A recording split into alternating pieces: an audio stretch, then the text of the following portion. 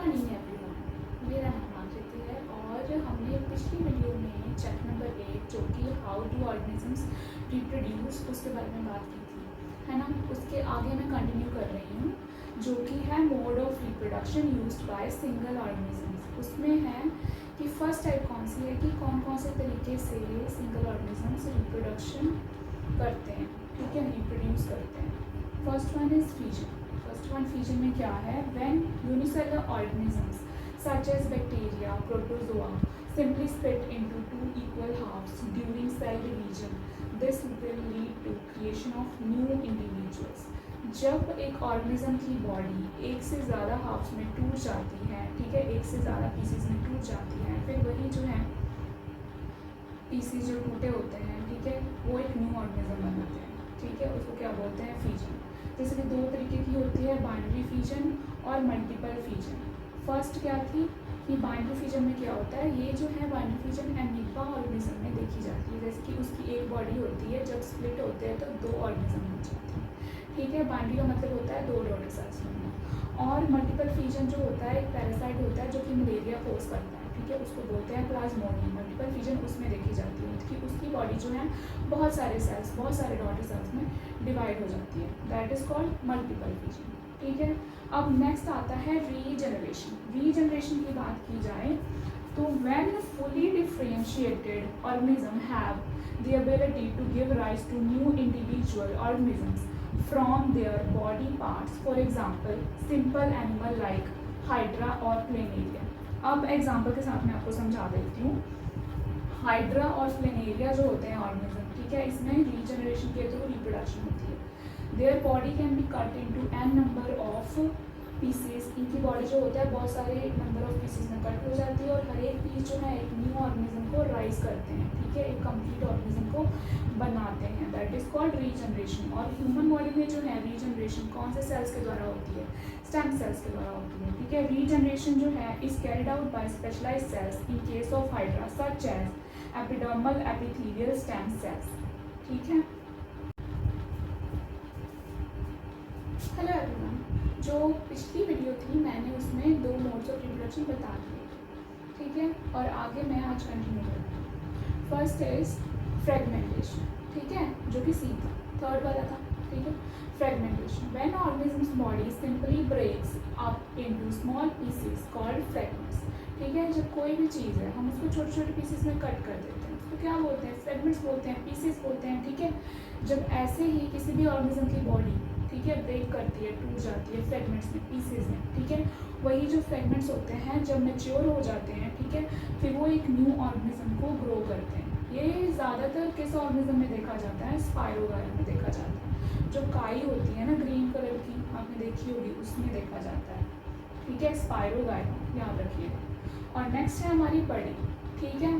When bud develops as an outgrowth due to repeated cell division at specific place, these buds develop into tiny individual and when they mature they detach from their parent body and become a new independent individual. जब एक organism की body है उसमें से एक बड grow हुआ, ठीक है, अब वो बड जो है उसी जगह पे सेल डिवीजन हो जा रही है, वो ग्रोथ करी जा रहा है, ठीक है। एक टाइम आएगा वो पेरेंट बॉडी से डिटैच हो जाएगा, अलग हो जाएगा। फिर जब अलग होगा ना तो वही जो बड है एक न्यू ऑर्गेनिज्म को राइज करेगा, उसको क्या बोलते हैं, बडिंग। ये स्पेसिफिकली किस में होता है, हाइड्रा में होता है, ठीक है। हाइड्रा में रीजनरेशन भी देखी थी हमने और हाइड्रा में बडिंग भी होती है, ओके।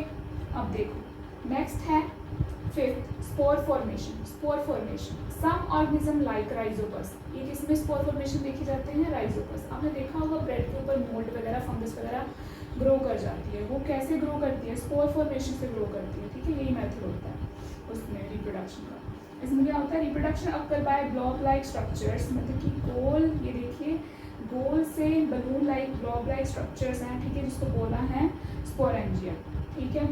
विच कंटेन स्पोर्स, जिनमें क्या है, स्पोर्स, ठीक है, स्टिकी स्टिकी होते हैं ये स्पोर्स, सर्कुलर शेप में। These spores are responsible for growth of new organism. यही स्पोर्स जो है डिफरेंट डिफरेंट एजेंसी से, विंड, वाटर, एक जगह से दूसरी जगह जाएंगे और जहाँ पे भी ये गिरे वहाँ पे एक न्यू ऑर्गेनिज्म ग्रो कर जाए, ठीक है।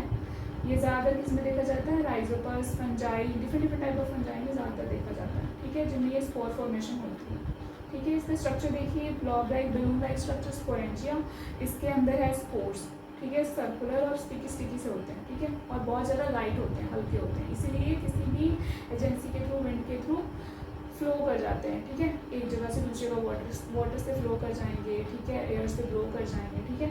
और ये क्या किस में होता है, राइजोपस में।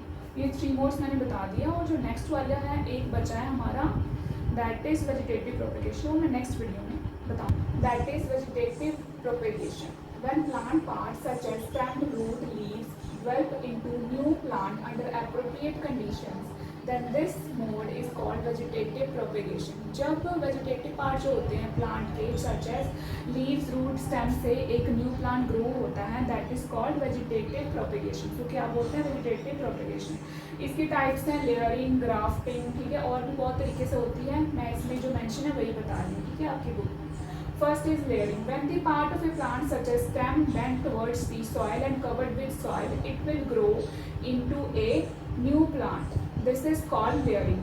जब किसी भी पार्ट, जैसे कि स्टेम ले लो आप किसी भी प्लांट का, ठीक है, जब उसको हम ग्राउंड की तरफ बेंड करेंगे और उसको कवर कर देंगे सॉइल से, ठीक है, उसको प्रॉपर वाटरिंग वगैरह मिलेगी टाइम पर, तब क्या होगा, एक न्यू प्लांट जो है ग्रो कर जाएगा। ये ज़्यादातर किस में देखा जाता है, क्लाइंबिंग रोज, ठीक है, फैलने वाला बेल वाला एक प्लांट होता है रोज का, ठीक है, बेल जैसा, ठीक है, तो उसमें देखा जाता है, ठीक है।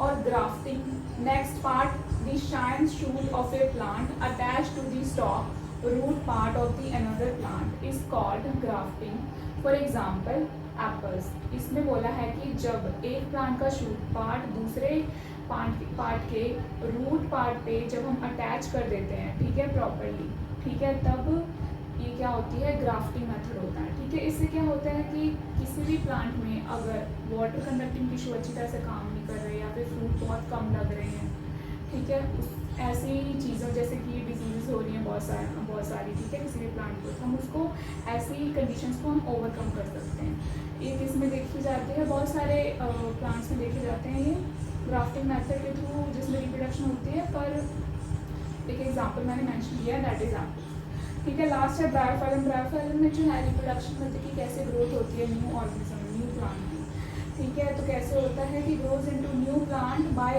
It's leaves, buds are produced at its leaves margins and these buds will grow into new plant. उसके लीव्स होते हैं, साइड में उसके बर्ड्स निकल आते हैं, ठीक है, लीव्स की मार्जिन पे, देन वही बर्ड्स जो है न्यू प्लांट को ग्रो करते हैं, ठीक है।